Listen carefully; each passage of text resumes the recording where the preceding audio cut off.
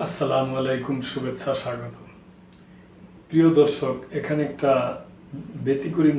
ব্যতিক্রম ধর্মী সংবাদ যে সরকার বাংলাদেশ অন্তর্বর্তী সরকার চেষ্টা করতেছে সরকারি ফার্মেসি চালু করার আর কি।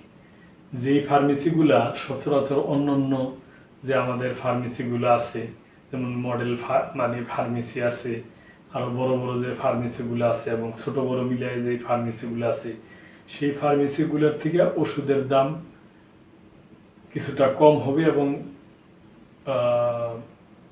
এবং ওষুধের মানও ভালো হবে আর কি। এখন যে ফার্মেসিগুলো আছে এদের ওষুধের মান ভালো, এই ব্যাপারটা নিয়ে সংবাদ।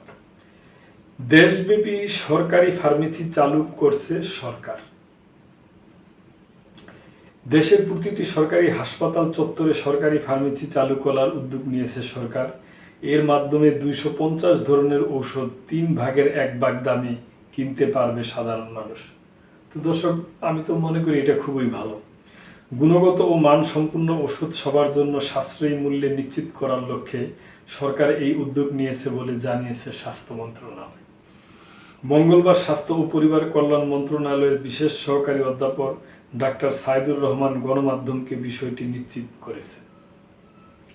স্বাস্থ্য খাতের বিশাল চাপ এবং ঔষধের উচ্চ মূল্যের কারণে অনেক রোগী চিকিৎসা খরচ বহন করতে পারছে না, যার ফলে তারা অর্থনৈতিকভাবে দুর্বল হয়ে পড়েছে। এই পরিস্থিতি থেকে উত্তরণের জন্য সরকারের এই ফার্মেসি ব্যবস্থা একটি বড় পদক্ষেপ হিসাবে দেখছেন স্বাস্থ্য সংশ্লিষ্টরা।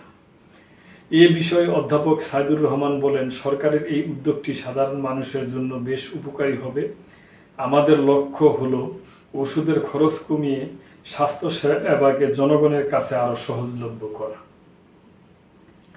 সরকারি ফার্মেসি চালু হলে এর মাধ্যমে 85% রোগীর চিকিৎসা সম্ভব হবে, যা স্বাস্থ্য খাতের জন্য একটি বিপ্লবী পদক্ষেপ। তবে সরকারি ফার্মেসি সুষ্ঠুভাবে কার্যকর করতে ঔষধ চুরি ঠেকানোর চ্যালেঞ্জ রয়েছে, যা মোকাবেলা করতে ডিজিটাল ব্যবস্থা চালু করা হবে বলেও জানিয়েছেন তিনি।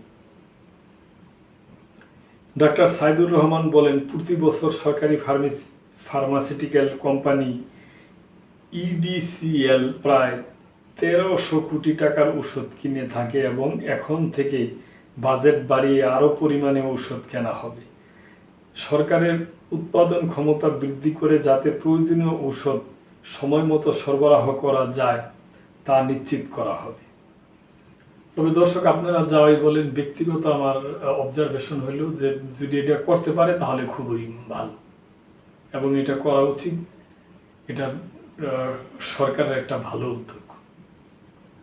এর বেশি কিছু আর আমি বলতে চাই না। তো দর্শক, ভালো থাকবেন। আজকে এই পর্যন্তই। সাবস্ক্রাইব করে চ্যানেলটির পাশেই থাকবেন। আল্লাহ হাফেজ।